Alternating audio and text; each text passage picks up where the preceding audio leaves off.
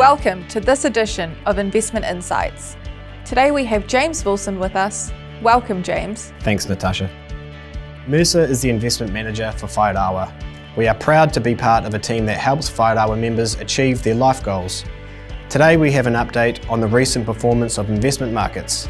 Whilst we are still seeing ups and downs in the market, the fundamental principles of investing remain true. Long-term investing is key. Whilst ups and downs in the market can be unnerving, it is important to have a plan and stick to it. Review your fund choice to make sure you're in the right fund to help you achieve your objectives. If in doubt, talk to a financial advisor.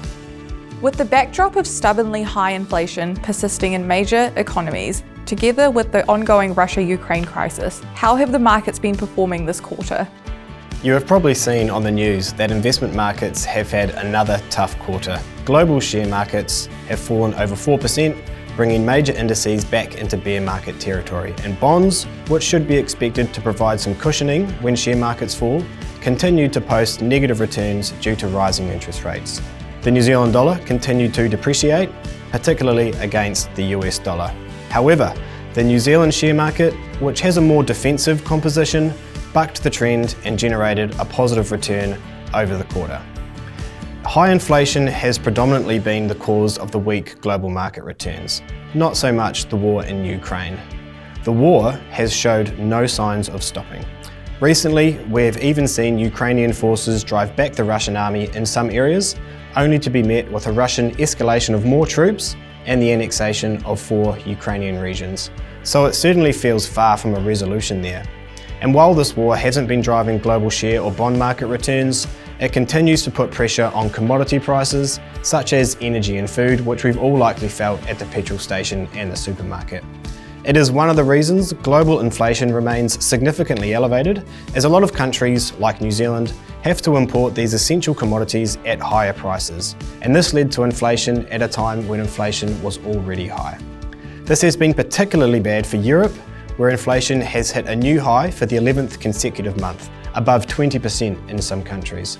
The US isn't too far behind, with annual inflation up 8.3%, with President Biden recently announcing the Inflation Reduction Act.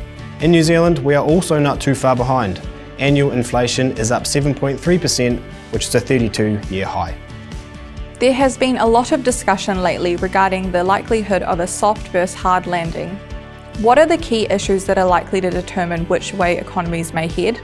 And what do each of these scenarios mean for New Zealand investors? You may have seen in the media recently that the central banks around the world, including the Reserve Bank of New Zealand, are raising interest rates in order to slow the economy to bring inflation under control. The problem is, the impacts of higher interest rates can take a while to take effect. A soft landing is when the central banks are trying to look to bring inflation under control without causing a severe downturn in the economy. And getting the balance right is often referred to as walking on a tightrope. If the central banks raise interest rates too much, it could push the economy into a more significant slowdown, and that's what we mean by a hard landing. This is likely to be detrimental for shares and bonds. Our view is that a soft landing is still possible, and if so, investment markets are more likely to stage a recovery. The current pressures that would normally lead to a hard landing are being offset by consumers and businesses remaining in good financial shape. This has been more recently helped by energy investment packages, which have been introduced across developed countries such as the United Kingdom, along with other European countries, which include Denmark, Bulgaria, Germany and Italy, where they have announced a household and business energy subsidy. As we are coming to the end of 2022, can we expect to see more of the same in the markets? We certainly expect markets to remain volatile.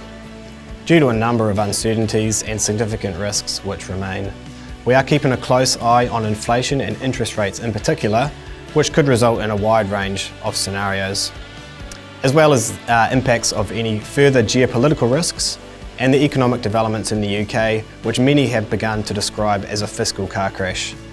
In this volatile environment, having a strategy which is diversified across a range of asset classes, such as property and infrastructure, and into asset classes which can offer some protection against inflation, has never been more important. But for now, the most important thing to do is to choose the most appropriate investment strategy, which suits your financial objectives and personal circumstances.